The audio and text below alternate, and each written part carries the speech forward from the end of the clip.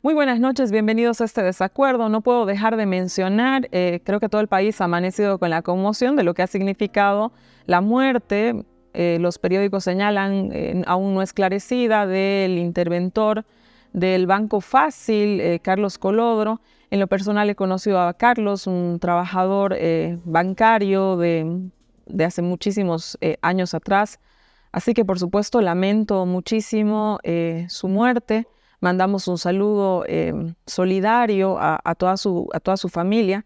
A propósito de este caso que ha destapado una serie de nombres, de revelaciones, además el informe de la IUF señala que se trata de un hueco financiero de 4.200 millones de bolivianos, lo que equivale más o menos a 600 o un poco más de 600 millones de dólares, ¿no? El periodista que ha destapado toda esta información, no solamente los nombres de los socios, sino la cantidad de dinero que estuvo en juego, es Junior Arias, quien a la madrugada ha anunciado que se iba del país hasta que la muerte de Carlos Colodro sea esclarecida. Vamos a estar encima de este tema.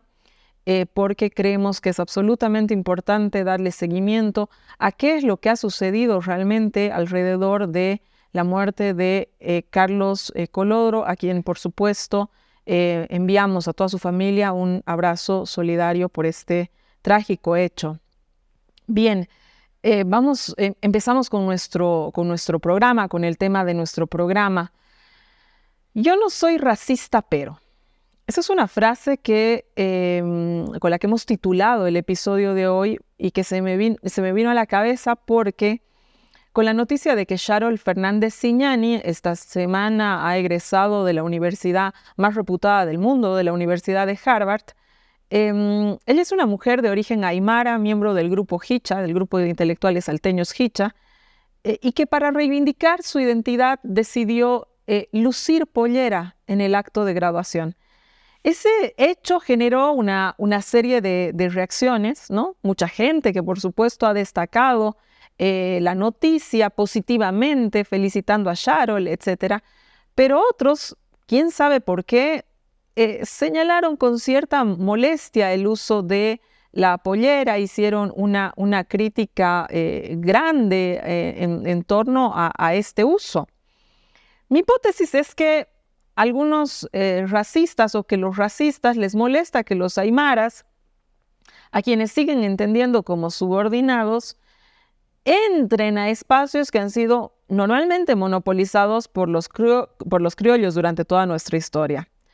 Los indígenas en nuestro país han buscado abrirse campo en la educación de élite y siempre esta situación ha resultado complicada porque todos sabemos que la educación es el mecanismo más poderoso de movilidad social.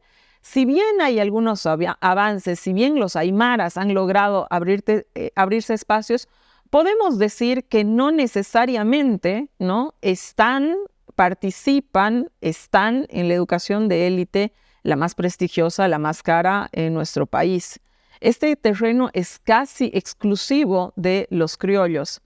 Entonces, por supuesto, la historia de Sharol es una historia que no solamente ha sido portada de periódicos, sino que, por supuesto, ha generado muchas manifestaciones en redes sociales y ha molestado a quienes se resisten, digamos, compartir estos espacios, ¿no? Además, esto coincide con la semana del 24 de mayo. El 24 de mayo es el día en que, en contra del racismo y toda forma de discriminación. Y es un tema que no necesariamente ese 24 de mayo ha sido tratado enfáticamente por los medios. Solamente hemos visto algunas menciones alrededor de este día, ¿no? También ha coincidido con algo que ha sucedido en el plano internacional y ha sido el ataque racista que ha sufrido el futbolista del Real Madrid, el afro-brasileño Vinicius, que también ha reaccionado él muy enfáticamente en contra de estos ataques que ha recibido. Han habido reacciones, marchas, declaraciones, análisis en distintos medios sobre lo que le ha sucedido al futbolista. Volvemos a nuestro país. ¿Por qué en Bolivia el 24 de mayo es el día, digamos, en contra del racismo? Y la razón es esta. Vamos a ver un video, por favor.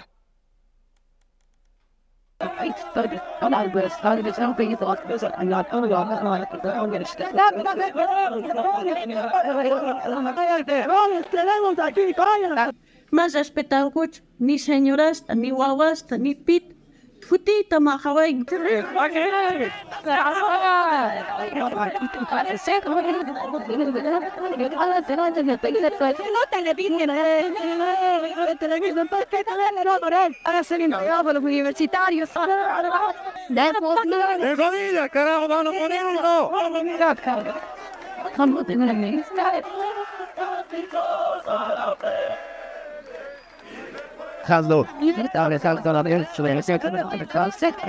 Gente que le están haciendo besar el piso, no.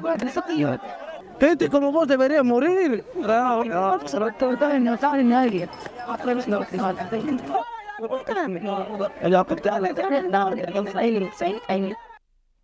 Estas imágenes son indignantes, no importa en qué momento se vean. Es indignante también la reacción que todavía persisten aún alrededor de estas imágenes. Muchos han señalado, incluso han llegado al extremo de decir que son imágenes editadas, imágenes inventadas, que estos hechos no habían ocurrido. Existe 15 años después gente que aún cree que puede reservarse el derecho colonial de patear a los indios y ponerlos en su lugar, para que estos aprendan. Cuando la crisis en Bolivia eleva la temperatura, por supuesto que aflora en nuestro país la mentalidad señorial y el racismo, y hay expresiones que son de forma abierta en contra de estos de grupos vulnerables. Pero no solamente tienen que suceder crisis históricas ni manifestaciones que nos lleven como sociedad boliviana a los bordes. El racismo está cruzado en la vida cotidiana de nuestro país. Y es sobre ese racismo, sobre el cotidiano, sobre nuestras formas, sobre cómo nos relacionamos, que esta noche vamos a hablar en nuestro programa Desacuerdo. Quédese con nosotros. Bien, volvemos a este desacuerdo. Estamos hablando, hemos titulado esta noche nuestro episodio No soy racista, pero... En estudio está con nosotros Wilmer Machaca. Wilmer, bienvenido a Desacuerdo, analista, miembro del grupo intelectual Hicha también. Bienvenido, buenas noches. Gracias, Susana, buenas noches. Con nosotros en estudio también Fernando Molina. Fernando tiene 2 libros publicados sobre el tema del racismo. Bienvenido. Gracias, Susana. Con nosotros y por Zoom está con nosotros Sharol Fernández. Sharol, que ha sido la causa realmente de todo esto. Sharol, bienvenida y lo primero que nada, muchas felicidades. Buenas noches, Susana. Muchas gracias por la invitación y gracias por celebrar conmigo. Bueno, quiero empezar contigo. Acabas de graduarte de la universidad más reputada del mundo, ¿no es cierto? O de una de las más reputadas del mundo, la Universidad de Harvard. Y la pregunta que te hacemos y que ha sido motivo, digamos, de algún revuelo en redes sociales es ¿por qué has decidido reivindicar tu identidad aymara luciendo pollera en tu graduación? Gracias por la pregunta, Susana, y gracias por darme un espacio un poquito más extendido para dar la respuesta. Bueno, primero es un tiempo de celebración para mí, para mi familia, es una fiesta. Yo creo que para cualquier persona una graduación, un ritual de paso es tiempo de celebración, ¿no?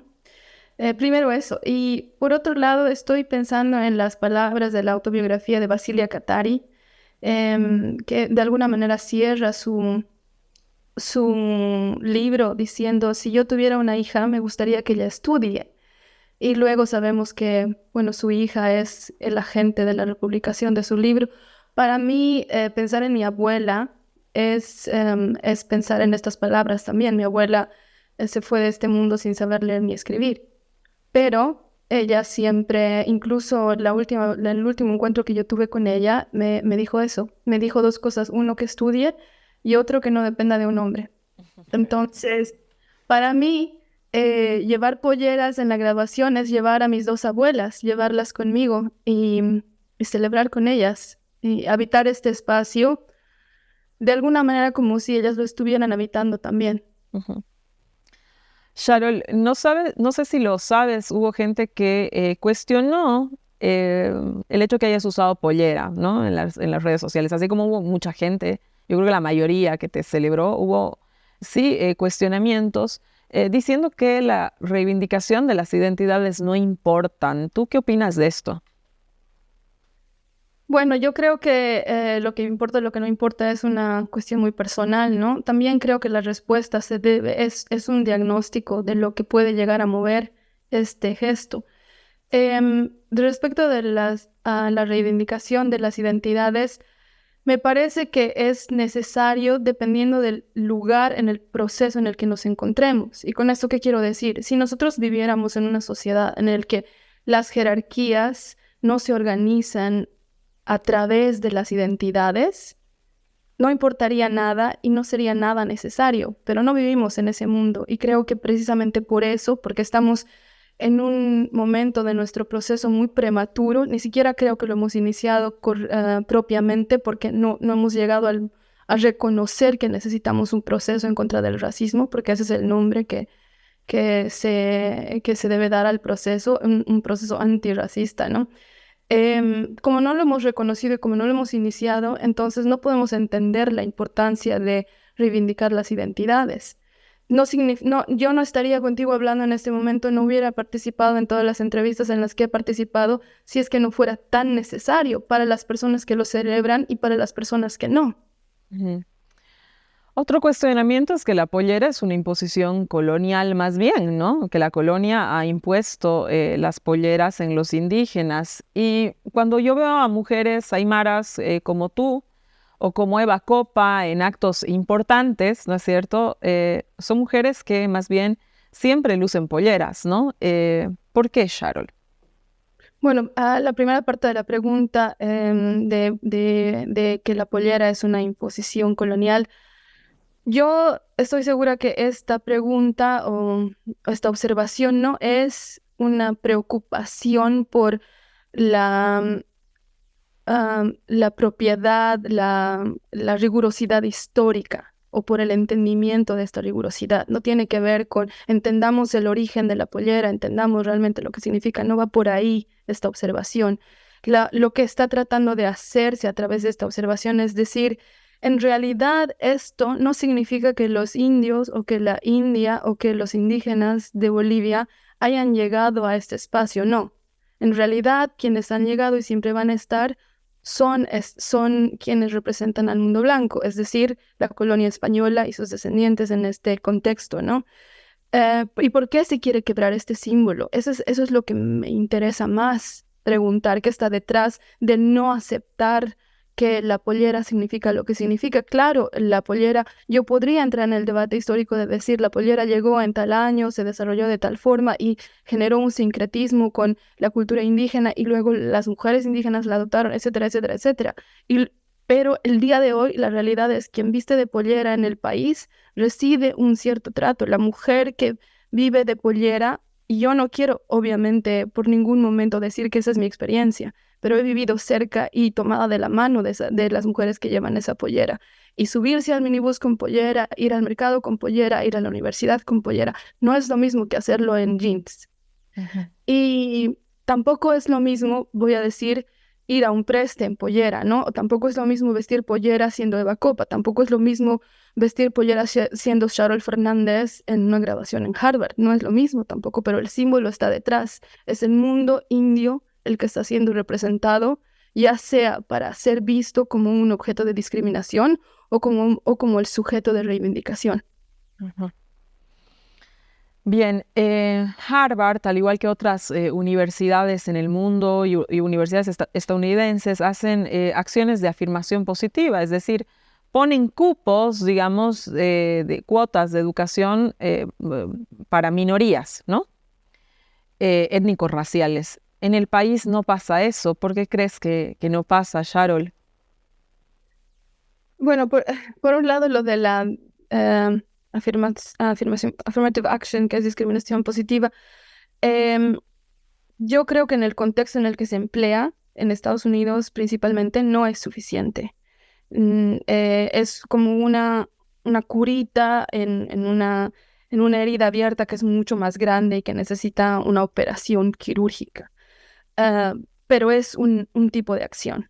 En el contexto boliviano, como hace un momento mencionaba, como no hemos llegado como nación a decir, reconocemos que gran razón, sino la gran razón por la que las estructuras de poder, las estructuras académicas, todas las estructuras de este país, las políticas estatales, no resuelven los problemas que tenemos como sociedad, es el racismo, porque no hemos llegado a ese reconocimiento, porque el reconocimiento es el inicio de cualquier proceso de transformación. No hemos dado ese paso, entonces no vamos a tener una acción como esta.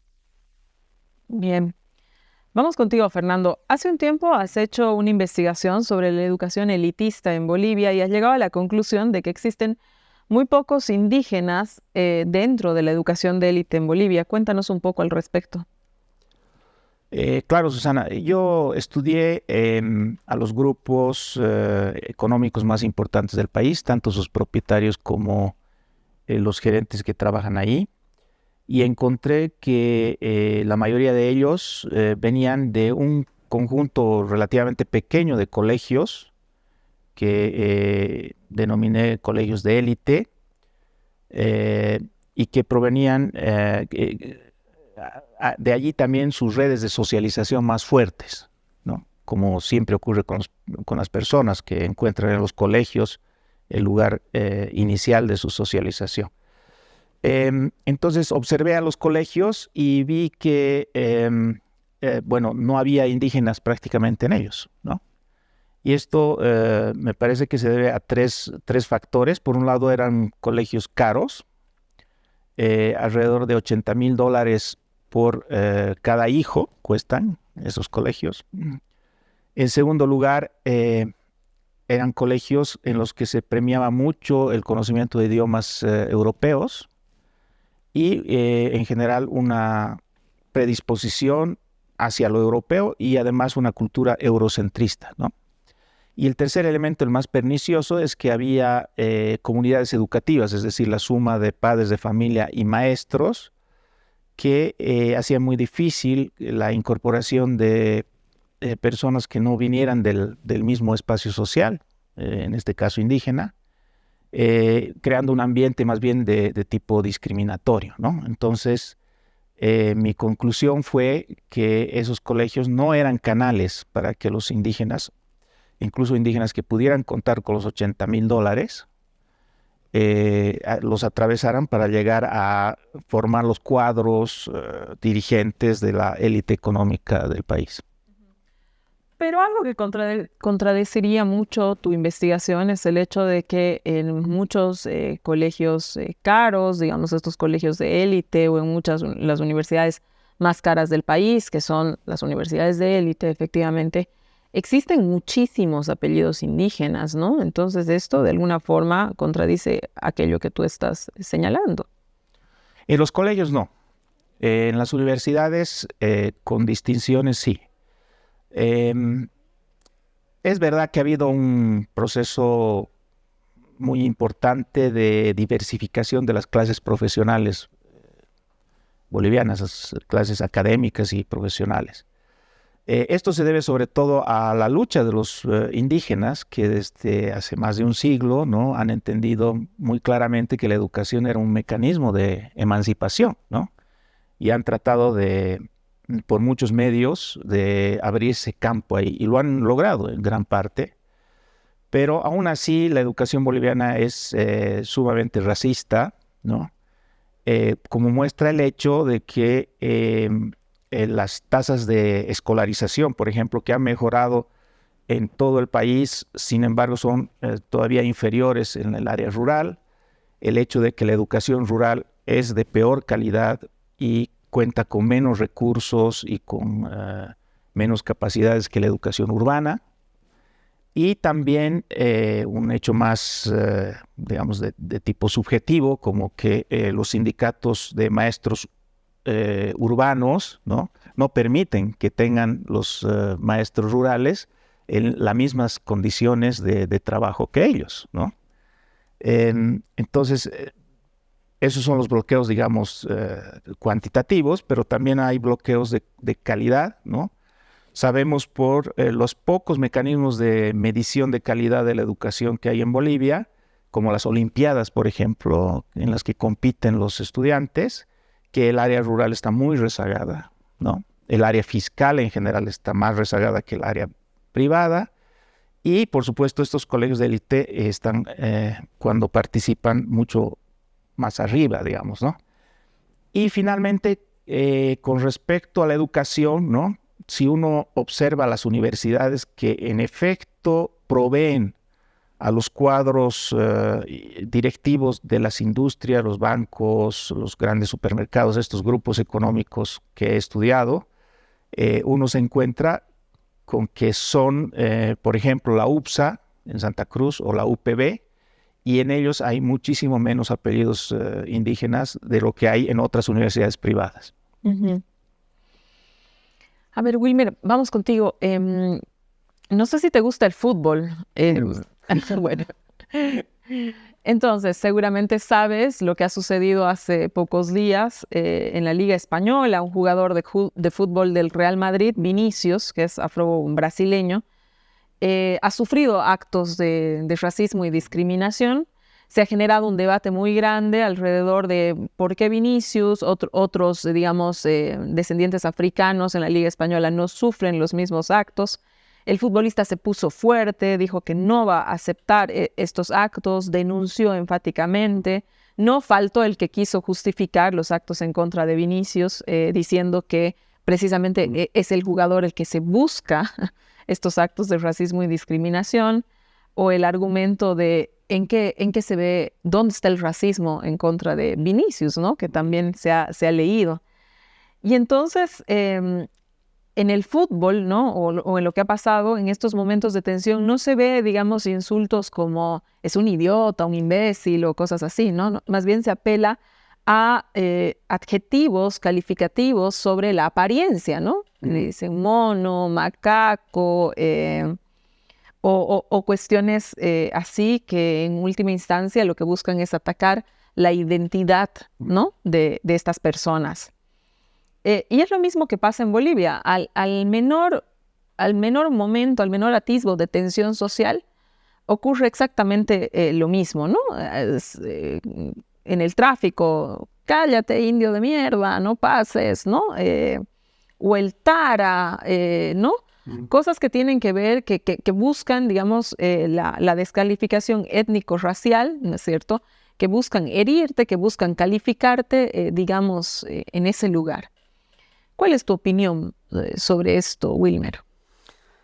Bueno, sí, he estado siguiendo un poco para ver un poco el contexto en cómo ha ocurrido todo esto de Vinicius y la Liga Española.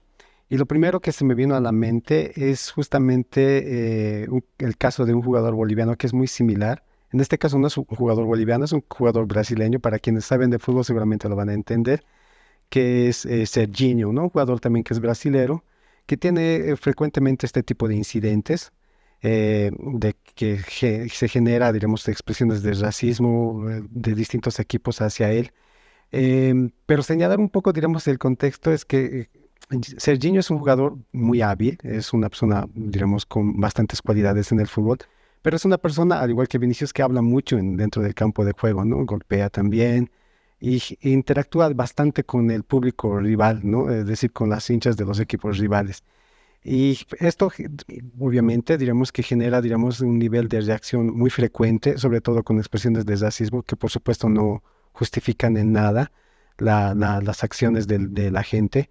Pero en alguna medida, digamos, ya como aficionado también, como gente que a veces asisto al fútbol, puedo entender que el racismo, pero más allá del racismo, mucho más la homofobia son elementos muy frecuentes y normalizados dentro del estadio, ¿no?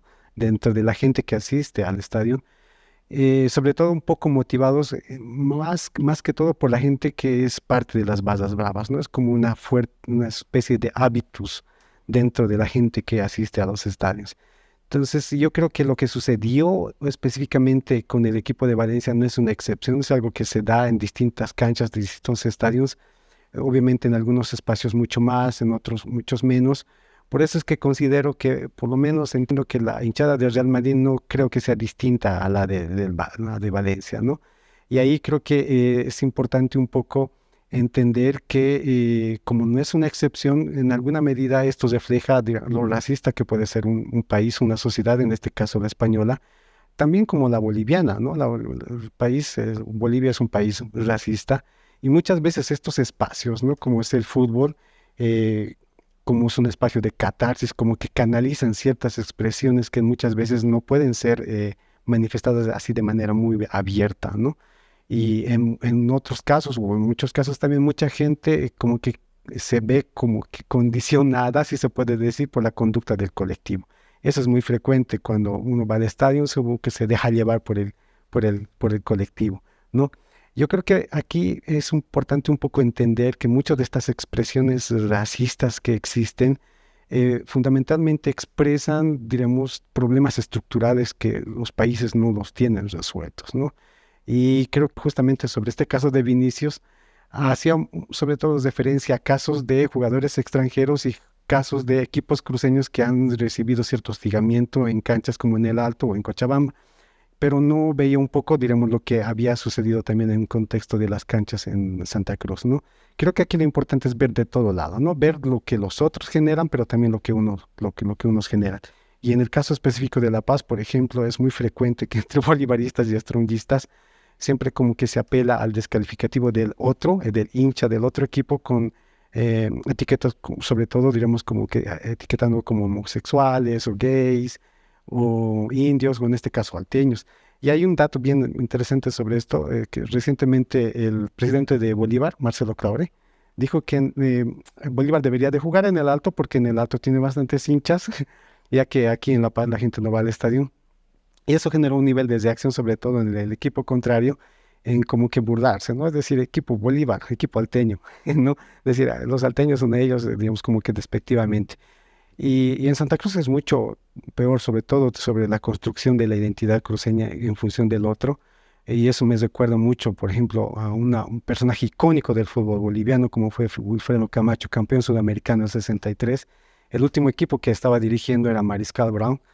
Y tanto que desde la gradería se le gritaba colla de mierda, entonces tuvo que salirse incluso al camerino, ¿no? Muy, muy frustrado. No, ese tipo de situaciones es muy frecuente. Ujú. Pero digamos que no solamente es en el fútbol, ¿no? Por ejemplo, cuando se hace la denuncia al exministro Juan Santos sobre los temas de corrupción, ¿no? O sea, una corrupción. Y entonces ahí inmediatamente igual surgen en espacios alternativos, bueno, no necesariamente los medios de comunicación tradicionales, digamos las redes sociales, donde se señala y se dice, bueno, es que todos los indígenas son corruptos, o por ejemplo te podría señalar el tema de lo del fondo indígena, ¿no? Que inmediatamente sucedido el fondo indígena era como confirmar aquello que ya, digamos, se venía sospechando, y era que los indios eran ladrones, ¿no? Es decir, eso fue muy fuerte y fue muy marcado entonces, ¿no?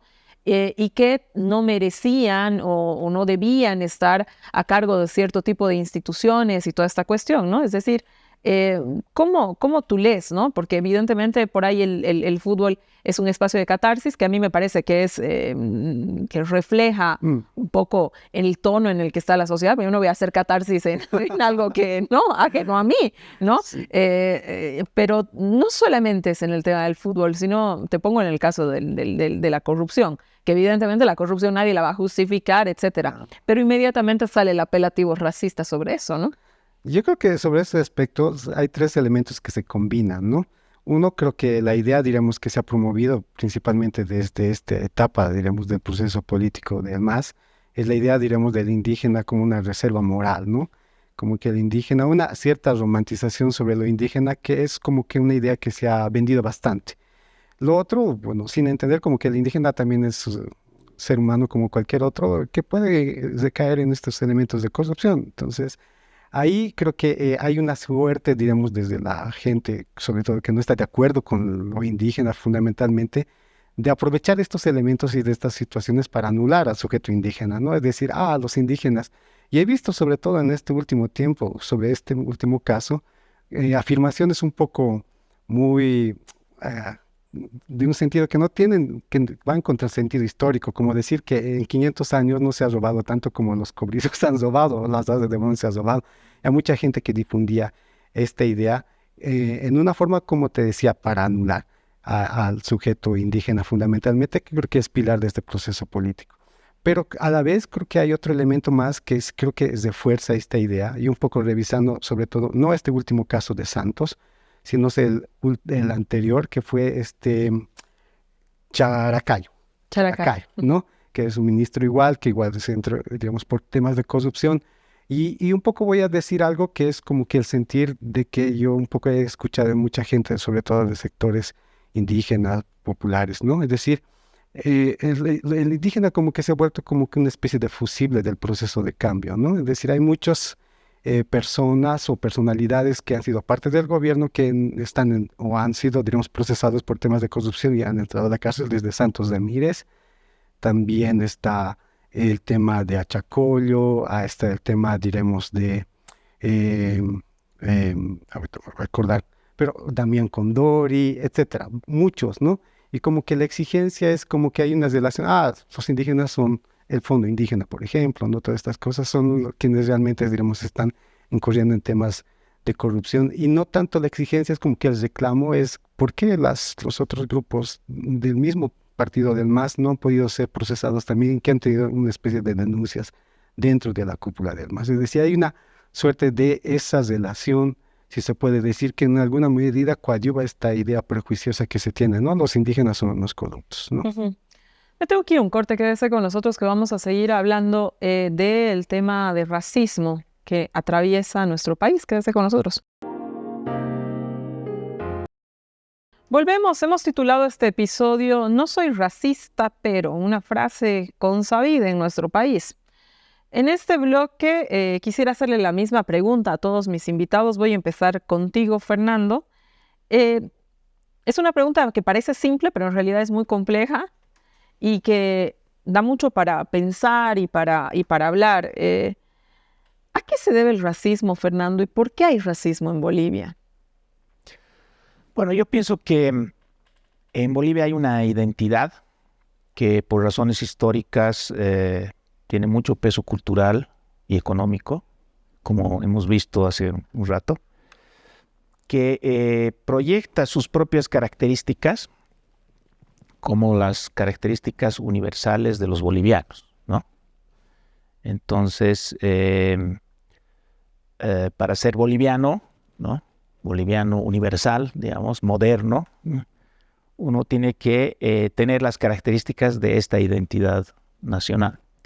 Y eso significa hablar español, significa tener una educación eurocentrista, ¿no? Conocer la cultura criolla en la que no existen indígenas, y por lo tanto no ser indio, ¿no? Así se ha definido la cosa por los procesos históricos que hemos atravesado, ¿no?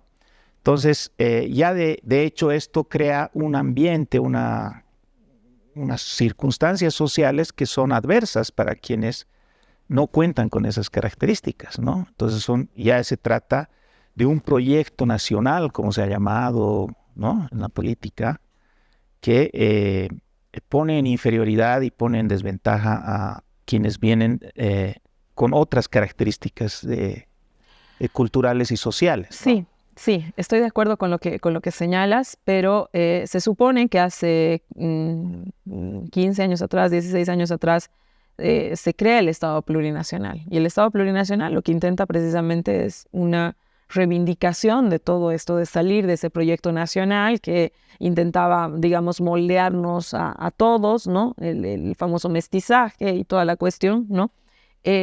Para devolver, digamos, un lugar, ¿no? Pero si uno se da la vuelta, si bien hay mayores accesos, la educación, ¿no? Datos, etcétera, todavía nosotros vemos una sociedad altamente racista, complejamente racista en todos los episodios de la vida, y no vamos a hablar de lo dicho en la introducción, de estos momentos de tensión muy complejos, digamos, o del fútbol, ¿no? Es decir, en el cotidiano está todos los días incrustado el tema racista. Que esa identidad que la llamamos criolla, yo los llamo descendientes blancos, que son muy poderosos, que el Estado plurinacional no les ha quitado el poder, como a veces se intenta mostrar, ¿no? Son muy poderosos, son los que manejan el país. Bueno, para tener la reputación que tienen, para sacar su prestigio social, necesitan, ¿no es cierto?, diferenciarse de lo indígena, ¿no? O sea, para ser ellos como son, necesitan diferenciarse de lo indígena, ¿no? Y esa diferenciación implica varias cosas, ¿no?, que son racistas. Una de esas cosas es, por ejemplo, el promover el blanqueamiento, porque la única forma de ganar cierto prestigio social y evitar la discriminación de parte de estos es, bueno, pretendiendo no ser indígena, ¿no es cierto? Es decir, por ejemplo, dejando la pollera, como, bueno, el tema que nos trae aquí. Dejando la pollera, dejando las lenguas nativas, en fin. Y ese es un proceso racista porque, por supuesto, no puede culparse a nadie de tratar de zafar de la discriminación, pero los indígenas que hagan esto siempre van a estar en inferioridad de condiciones respecto a los otros que tienen esas características de hecho, ¿no es cierto? Por un lado. Otro elemento del racismo es la designación, ¿no es cierto?, en contra del blanqueamiento, porque justamente como el prestigio proviene de la blanquitud, es decir, del no ser indio, ¿no es cierto?, no le conviene a quienes están en esta posición de privilegio por su identidad que quienes no lo son se entren, ¿no?, se cuelen. Y entonces ahí viene la designación, no, alto ahí, tú no seas igualado, tú eres indio, ¿no? Por ejemplo, es otro hecho de racismo. Y bueno, hay muchísimas otras expresiones, pero yo quisiera mencionar una que tiene que ver con lo que hemos hablado, que es la segregación, ¿no? Es decir, evitar crear burbujas sociales en las que los indígenas solamente hagan el servicio, ¿no?, o el cuidado como trabajadoras domésticas, ¿no? Y no haya nadie más indígena en esa burbuja, ¿no es cierto?, lo cual hace que la burbuja tenga mucha blanquitud, ¿no es cierto? Y entonces ahí está la educación elitista, por ejemplo, ¿no es cierto?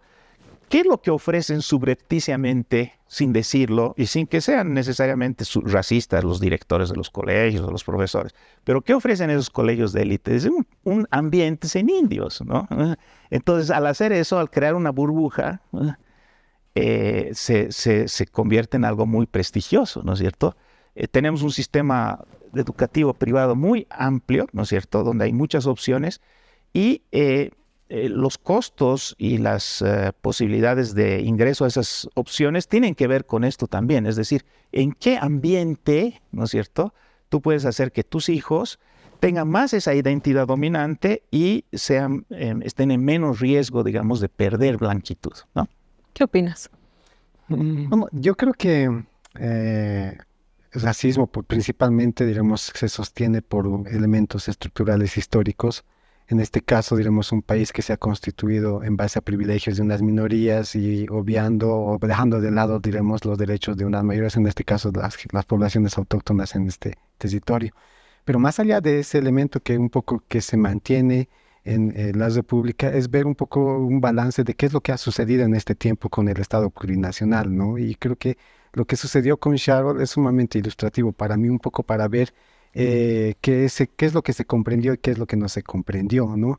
Y ver un poco cuáles son las políticas de descolonización que se han ido generando en este último tiempo y por qué, si desde un criterio muy personal, han ido fracasando, ¿no? Uno podía ver, por ejemplo, en las reacciones hacia Sharon desde uno y desde otro lado, desde gente que puede ser muy adversa, diremos, con el tema indígena, muy reacia con la simbología de la huipala, con ciertos descalificativos, diremos, sobre la representación de su identidad que hizo en la Universidad de Harvard, como también de gente que se puede llamar desde la izquierda, inclusive exministros de Estado, diremos, buscando la originalidad, diremos, en la persona que se viste de pollera, ¿no?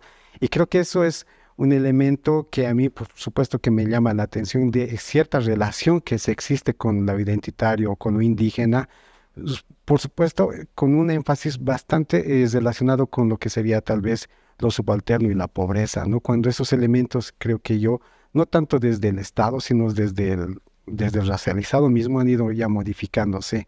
Creo yo en ese sentido, por ejemplo, la simbología que la Sharo hace un momento un poco expresaba y seguramente nos va un poco manifestar, que la pollera no es un sinónimo tanto, digamos, de algo de pureza, ¿no? Sino es que es un símbolo de poder y creo que eso es algo que ha ido modificándose de un tiempo a esta parte.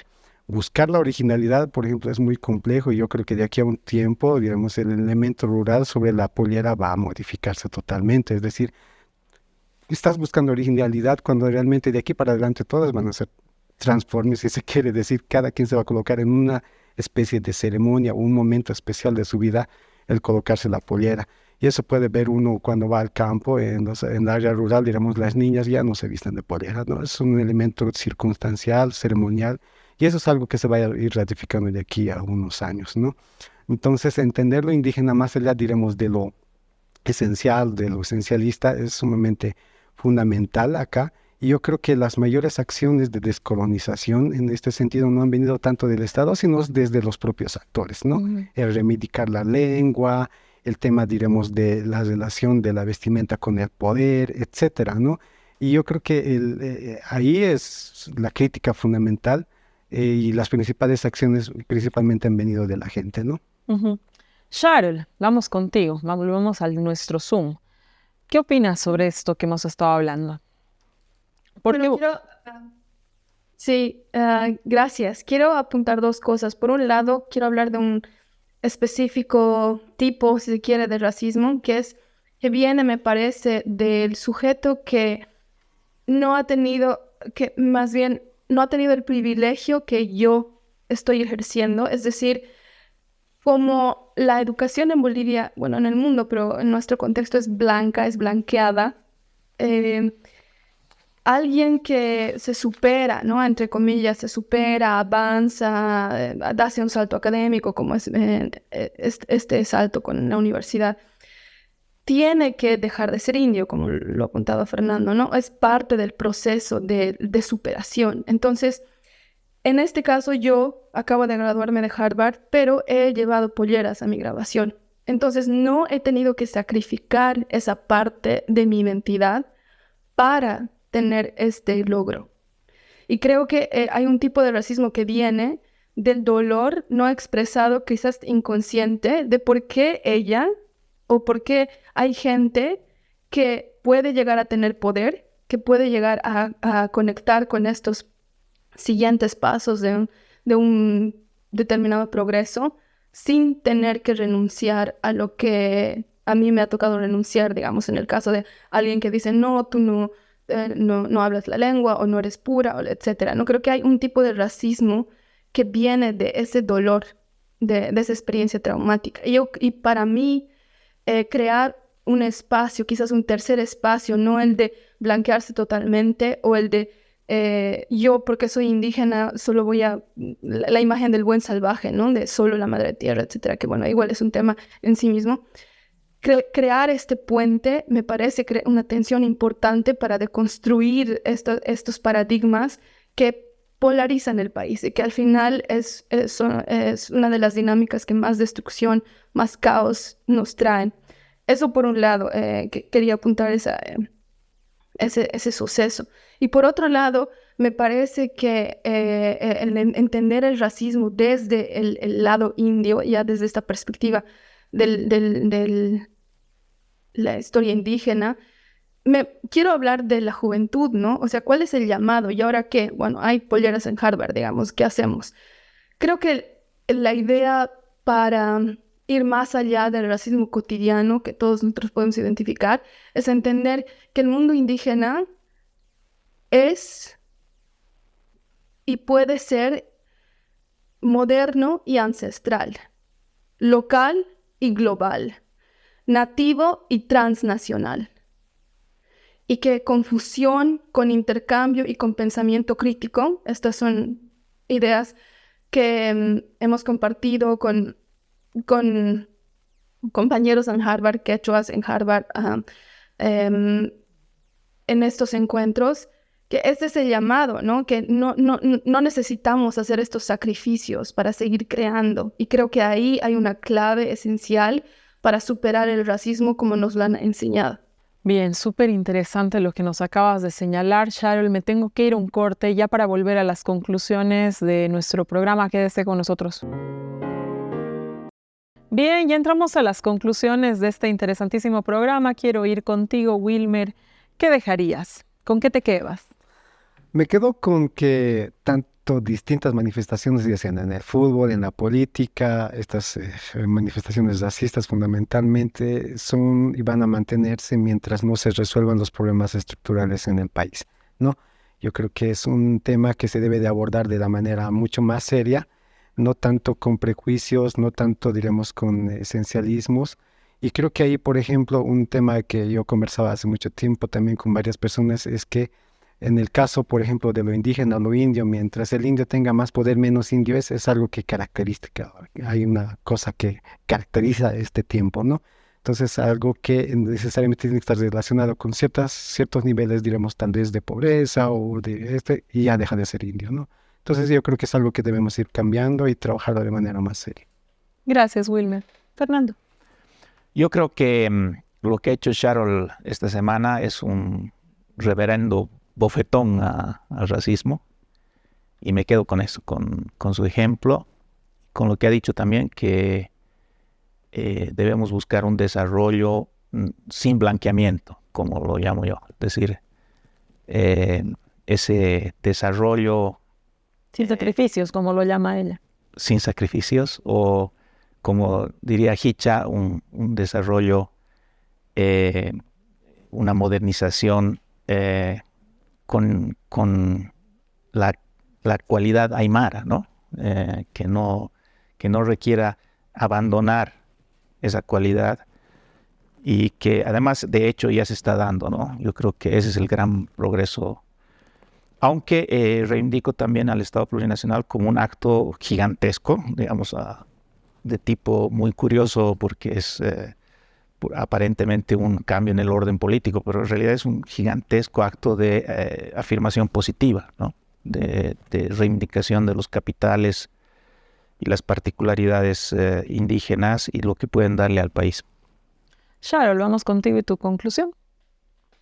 Bueno, este suceso me ha permitido procesar ciertas ideas también. Yo quiero decirles a quienes tengan lazos y que alguna parte de su identidad tenga que ver con el mundo aymara o quechua, guaraní, con el mundo indígena, que hay un llamado muy claro, ¿no? Que es justamente el espíritu de modernidad ligado a lo que recibimos de nuestra ancestralidad, que hay una combinación poderosa, potente ahí, que tenemos que recuperarla. Y vuelvo a decir esto del intercambio, la fusión y el pensamiento crítico son lo que somos y como seres humanos, y de ahí podemos crear. Y finalmente, para todos y todas, indígenas, no indígenas, gente que no sé, tiene matices, siente que cualquiera sea la identidad, como boliviano o como boliviana, necesitamos reconocer e iniciar este tipo de procesos por los que vienen, por las que vienen, porque asumo que todos y todas queremos un mundo más justo y más bello. Uh-huh. Gracias, Sharol, por haber estado esta noche con nosotros. Te vuelvo a felicitar. Nos has hecho sentir muy orgullosas, muy orgullosos de vos, de ti, de tu logro. Ver una pollera en Harvard nos ha emocionado profundamente por todo lo que eso significa, por el presente y por las que vienen. Muchas gracias por haber estado esta noche con nosotros. Bolivia es una sociedad cruzada por el racismo, sin duda alguna. Es una asignatura pendiente en la transformación social, en el proceso de cambio que se ha planteado en el país. Lo hemos analizado esta noche. El racismo no solamente son episodios, en momentos, episodios extremos, es una estructura una forma de ver el mundo, mecanismos que estructuralmente impiden lo que nos acaba de decir Sharul, una igualdad, y nos impiden un mundo más bello, una sociedad más bella y mejor donde podamos todos convivir. Gracias por habernos acompañado esta noche. Les digo también a los seguidores de Desacuerdo, vamos a estar pendientes de todo lo que suceda en relación al Banco Fácil y al deceso del interventor del Banco Fácil, Carlos Colodro, en condiciones aún no esclarecidas.